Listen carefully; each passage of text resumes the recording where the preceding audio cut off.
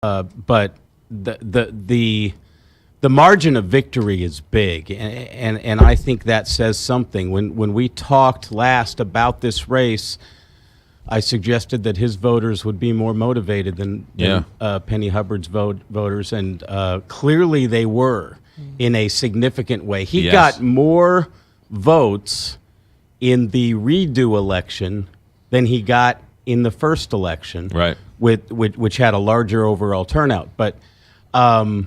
It says something, and it says something about the passion of his voters. It says something about this story and voters in St. Louis wanting to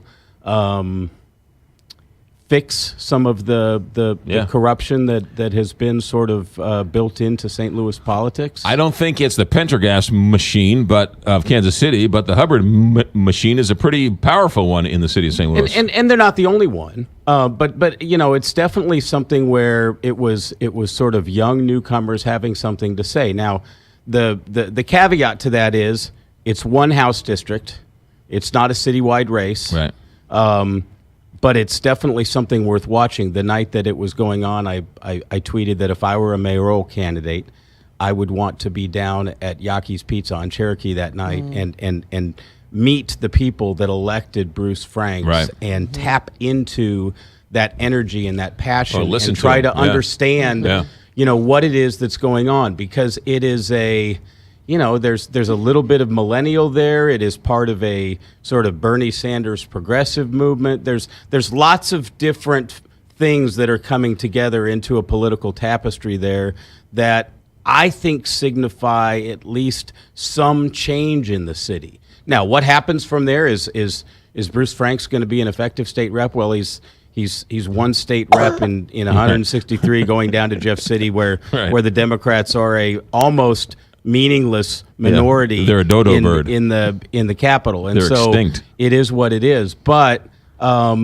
it was an interesting race, and it was interesting to see some of the folks that stood up for the Hubbards and fought hard at the end, and some that didn't stand up for the Hubbards at the end. Yeah, well, and it's not over because Bruce Franks had the court case win.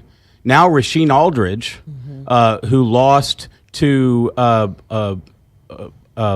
Rodney Hubbard in the committeeman race, is now filing a lawsuit over that race over the exact same absentee issue. Well, unless a judge wants to make another judge in the city look really bad, he's going to get a re-election based on the exact same arguments. I'm not even sure they'll have to go to court on that one, but the lawsuit's been filed. Presumably he gets a re-elect on that committeeman race, and then all of a sudden you have this young Ferguson protester who was on the Ferguson Commission who becomes a committeeman. Now again, that's not a big elected position, but it is a grassroots type position that helps to signify some level of change within the city. Tony Messenger with us. I want to get to this letter you wrote to Hugh Grant, and not the British actor, but the CEO of Monsanto. Yeah, you got to make sure you separate the two of them. But he does have kind of a brogue. He does have the Scottish brogue. So Monsanto, of course, is in the process of selling, and Hugh Grant, their CEO, is in for a big payday, and that wasn't my particular interest in writing him.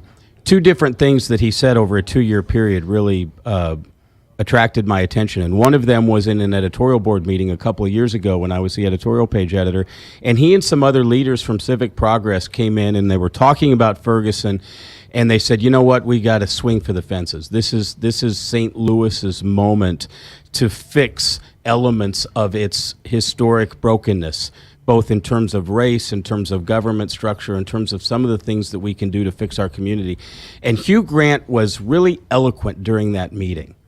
But one of the things that happened between there and where we are now is Civic Progress, while it was a very important force behind making sure that the Ferguson Commission got funded, got going on, and did a lot of the work that it did, it's a group that historically works behind the scenes in a lot of things. And I've been hearing from business people, from people that have had an affiliation with Civic Progress, from people who are involved in a lot of the big decisions that happen in this community, that say it's time for a change, where maybe Civic Progress needs to get out front. Instead of leading from behind, get out front and be those CEOs on the billboards saying it's time to change St. Louis. It's time to move us in a different direction.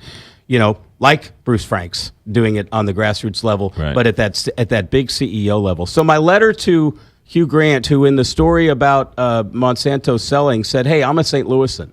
I've lived here for 20 years. I've raised my family here.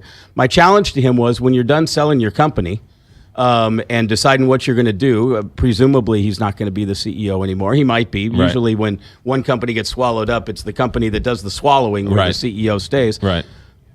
This community needs some big-time leadership to help get us beyond some of the post-Ferguson things that we're dealing with. Not only the racial division, but the city-county merger, the city-county split, all of the municipalities and the municipal courts and the things that we've been talking about for the last couple of years. And so I just challenged him. I said, be a St. Louisan. Stay here. Help us. Have you heard be from a him? louder voice. I haven't yet. I mean, the column just ran yesterday. All right, well, fair enough. I have heard from some Civic Progress people and some business people who sort of cheered me on. Right. And you know, we'll see how it goes. I think Hugh Grant is a very serious guy who people have told me is really intent on this community continuing to grow and further itself. And so I think he'll take it seriously. I will say this about Civic Progress, because I know some of the people on that board and have watched them over the last number of years, and I know the theory is that they work in this secret, you know, skull and crossbones world, and they work behind the scenes, and it's this sort of, but you know, they don't have to do this. This is sort of their, you know, this is the structure that was set up. They sort of entered into these roles, and so the Civic Progress guys really, and girls, really try to do what's best for the region. They do, and they raise a tremendous amount of money to do a lot of things. Right. The point of the column isn't to say, hey, Civic Progress, your day is come and gone. The point is that business leaders that I know that do business in other cities, Right, that have a similar type Civic Progress.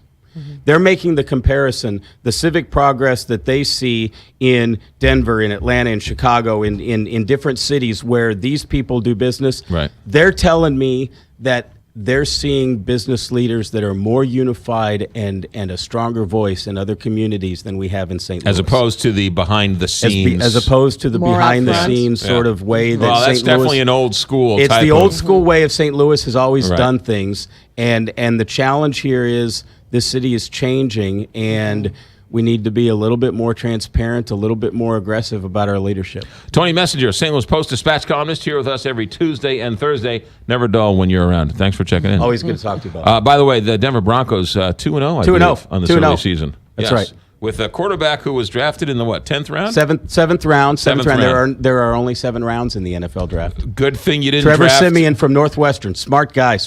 Good thing you didn't draft Jared Goff in the first round. Oh, my gosh. You know, he hadn't played yet, has he? No, he hasn't. Yeah, hadn't played yet. 828, Big 550, KT.